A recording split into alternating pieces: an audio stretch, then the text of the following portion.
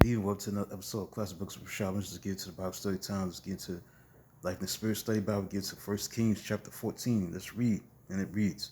In verse 15 it says, "And the Lord will strike Israel so that it will be like a reed swaying in the water.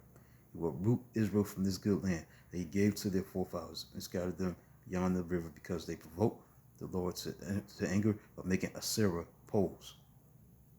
Scattered them beyond the river means Ahijah prophesied the captivity of Israel in 722 BC.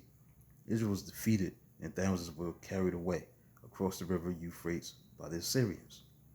In verse 22, it says, "Judah did evil in the eyes of the Lord by the sins they committed.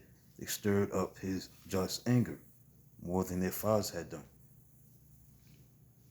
Judah did evil. The tribe of Judah, ruled by Rehoboam, did a little better than the 10 tribes of Israel. They also followed their leader and forsaken the Lord and gave themselves over to terrible sin. Verse 24, there were even male shrine prostitutes in the land. People engaged in all the detestable practices of the nations the Lord had driven out before the Israelites.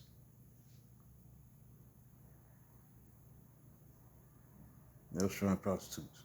While Judah's apostasy led to the depraved sin of homosexuality and male prostitution, God's people accepted all the detestable practices of the nations and were thus conquered by the ungodly nations.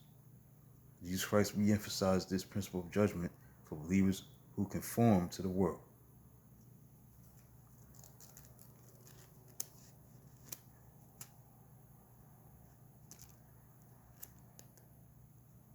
Verse 26, that'll be it for the night. It says, "He carried off the treasures of the temple of the Lord, the treasures of the royal palace. He took everything, including all the gold shields Solomon had made." Let's get into the carried off the treasures of the temple. What does that mean? That means that God permitted Shishak, the king of Israel, to invade the temple, to go carry away its treasures. The temple where God had manifested his glory during Solomon's early rule became a scene of disgrace just 5 years after Solomon's death, as God's own people had cast aside his righteous ways.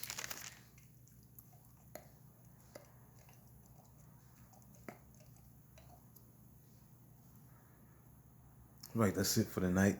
Be back tomorrow for chapter 15, 1 Kings chapter 15. Until then, I'll talk to you tomorrow.